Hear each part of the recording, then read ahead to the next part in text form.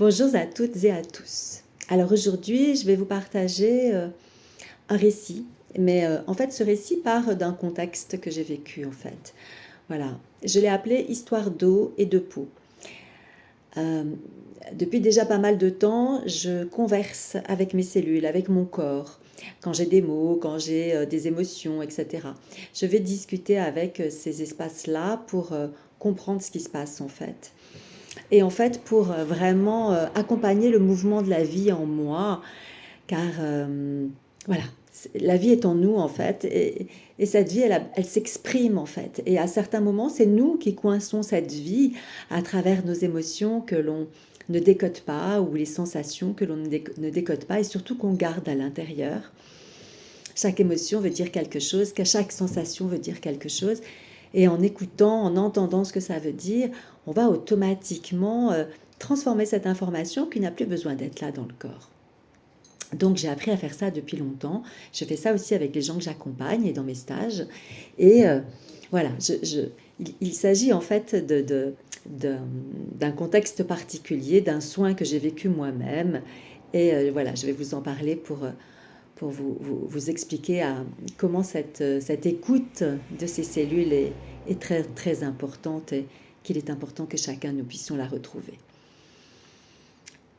Donc j'ai vécu un moment de soin très profond avec moi-même où mon intention était d'être souvenu dans mes cellules de qui je suis vraiment. Ce soin en expansion de conscience a été accompagné par une personne expérimentée et a lieu dans une piscine d'eau chaude, soutenue par des frites pour me sentir comme dans un cocon, comme dans le ventre de ma mère. Au-delà de ce retour à la matrice de la mère de cette vie, je suis revenue à la matrice de toute vie, celle de la source, que j'ai nommée dans mon expansion de conscience la veuve noire. Cela peut paraître étonnant, cette appellation. Cependant, cela n'a rien de péjoratif, bien au contraire. La veuve noire veille sur ses petits avec une présence et un englobement total. Le père se fond ou se dissout dans la mère après l'acte pour amener les sucs et la nourriture dont elle a besoin pendant qu'elle s'occupe des petits, car elle ne bouge quasiment pas pendant cette période. C'est à la fois comme si le père s'offrait et de l'entourer de toute sa force et présence pour lui permettre d'être une mère pleinement nourricière, soutenue et protégée. Le Père est alors en elle et tout autour d'elle, à travers l'énergie qui rayonne alors à travers elle. Pendant ce voyage, j'ai compris en grande partie qui j'étais. Ma couleur, mes qualités, mes facilités, mes ressources, mon mouvement, mon élan profond, les valeurs les plus identitaires en moi, comme la délicatesse, la présence, la douceur, la sensibilité, la puissance de fond et de forme, la persévérance, la patience, la foi profonde et forte qui est la mienne en ma guidance intérieure. Et j'ai pu aussi visiter le vécu de certaines vies et toute la souffrance qui était restée collée à moi, et également tous mes leurres, mes incompréhensions, comme la croyance qu'il fallait aller au bout des choses pour ne pas regretter ou passer à côté de quelque chose. Également d'être attiré par des personnes ou des événements intenses, presque jusqu'à la marginalité, comme un besoin d'une excitation pour se sentir exister ou pour que la vie se vive pleinement. Ce besoin d'intensité était, je l'ai compris, en lien avec des événements traumatisants qui s'étaient installés comme une normalité en moi, me poussant à les rechercher comme une sécurité liée à l'habituel, à l'habitude, alors que nombreux de ces événements ou de ces rencontres étaient souffrantes. De nombreux voiles se sont levés et je me suis vue dans ma nature plus vraie, plus réelle que tout ce que j'avais pu connaître de moi jusque-là. Et je suis sûre que c'est loin d'être terminé. C'est ainsi que j'ai compris que j'étais avant tout une artiste de la vie. Et cette artiste, même si elle peut œuvrer dans de nombreuses dimensions comme le soin, la transmission, l'accompagnement, je ne peux pas me passer de beauté, de légèreté, de poésie, de chant, de danse, de sensualité, de créativité, de chaleur humaine, d'une intelligence de l'amour, de la liberté d'être sans aucune compromission. Toutes ces qualités sont l'essence du mouvement artistique de la vie en moi, ou peut-être même du mouvement de la vie en moi tout court. Je me suis retrouvée à dire merci au choc du viol vécu à l'âge de 5 ans et à regarder l'homme par qui l'acte est passé je l'ai regardé d'une nouvelle façon, c'est-à-dire comme des circonstances et plus comme une violence, une agression, une injustice, une trahison, une domination, un abus ou autre. J'ai visité ainsi de nombreux autres événements de cette vie et d'autres vies, non pas dans une reconnaissance de l'acte salutaire en lui, mais une reconnaissance de la désorganisation que cela a entraîné dans ma structure mémorielle profondément ancrée dans mon corps, des failles que cela a créées, qui m'ont amené aux prises de conscience d'aujourd'hui, jusqu'à la possibilité d'en écrire ces lignes et de pouvoir les dire. Tout ceci amène un changement à la fois lent et très rapide en moi, si je me regarde depuis ma naissance, et au-delà si je me considère sur un temps d'éternité. À la suite de ce voyage est apparu dans les jours qui ont suivi de l'eczéma sur chaque poignet, avec une prédominance à gauche, ici, là, de chaque côté, ici, voilà. Alors, à cet endroit-là, il y a le méridien du poumon qui passe. Ma peau a parlé régulièrement dans ma vie, avec des démangeaisons, des allergies cutanées lorsque j'étais infirmière, notamment avec les gants et d'autres produits, et de l'eczéma atopique. De l'eczéma atopique, j'en ai eu quand j'étais petite. L'eczéma atopique, ça veut dire sans cause connue.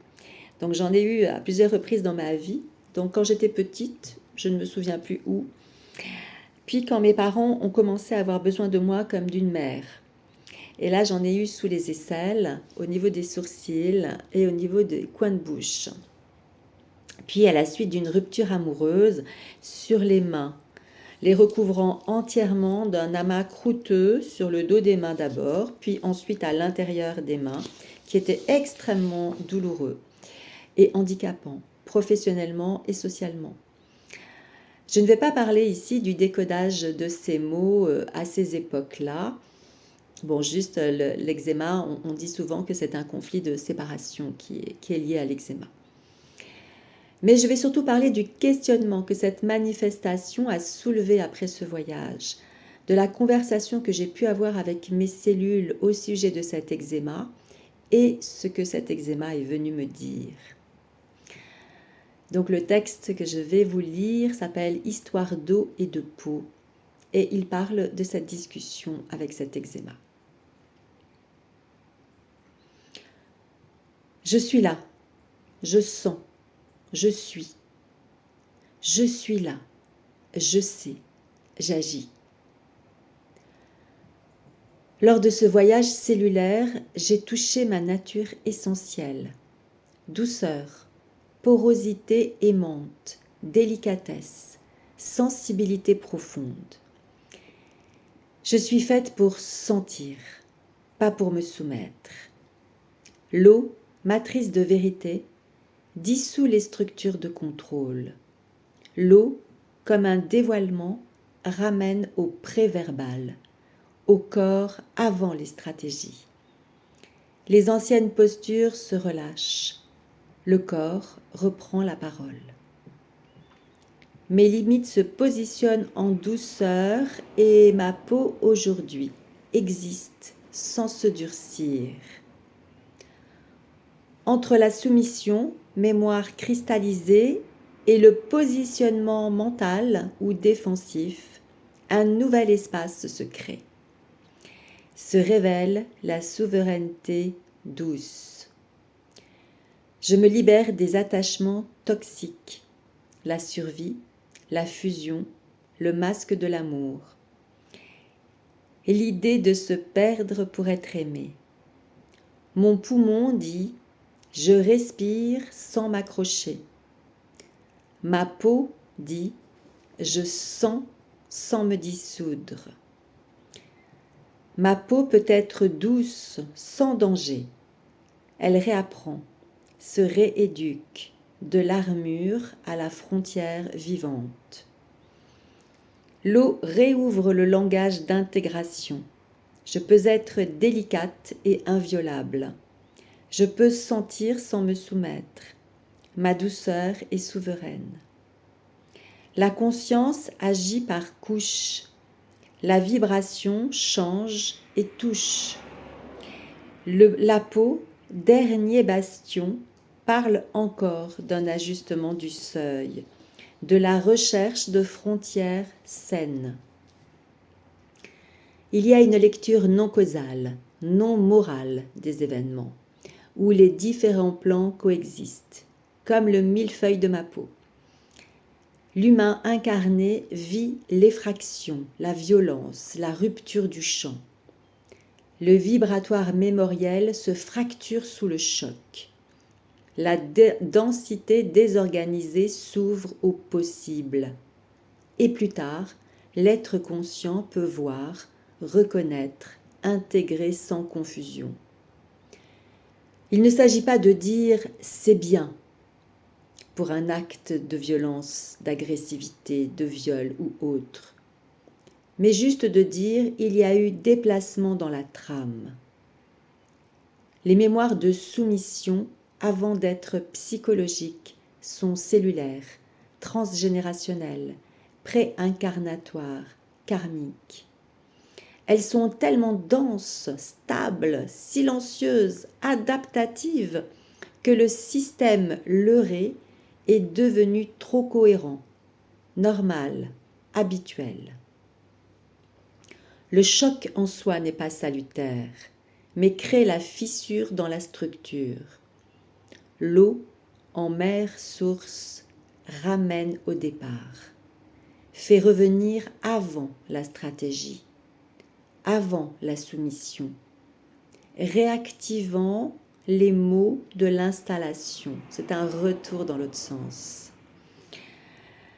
En sens inverse, un retour à la vérité, un chemin pour retrouver la santé. L'eau ne raconte pas une histoire. Elle décode, elle détricote, elle sépare les plans et permet de réinitialiser la trame vibratoire, comme à l'origine, avant la dissociation. Ce voyage d'eau, immersif du début, m'ouvre à reconnaître, à me reconnaître. Je ne suis pas soumise par nature, je suis douceur par essence. La peau parle ici avec une écriture connue, l'eczéma, mais la lecture est bien différente de l'appel au secours ou à la souffrance. Son langage apparaît et s'exprime quand la séparation n'est plus confusion, mais compréhension de la différence entre douceur et disponibilité totale. La peau dit « Je peux être aimante sans être traversable ». Le poumon dit « Je peux respirer sans me livrer ». Le corps révèle l'être sans perdre, sans se perdre. Le corps parle du désaimantage du sacrifice et de l'espace d'unification à la sensation, à l'amour, à la présence, à la conscience. Tout ici me dit « Je me réaccorde à ma trame vibratoire, je me réaccorde à la vie ». Il est parti de lui-même cet eczéma en me disant « Tout est revenu à l'ordre originel des choses ».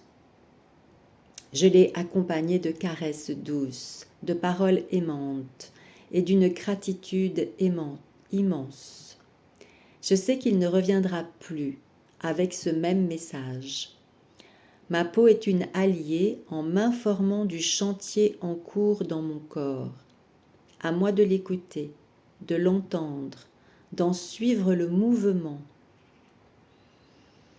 D'œuvrer amoureusement avec, en lui offrant espace et temps.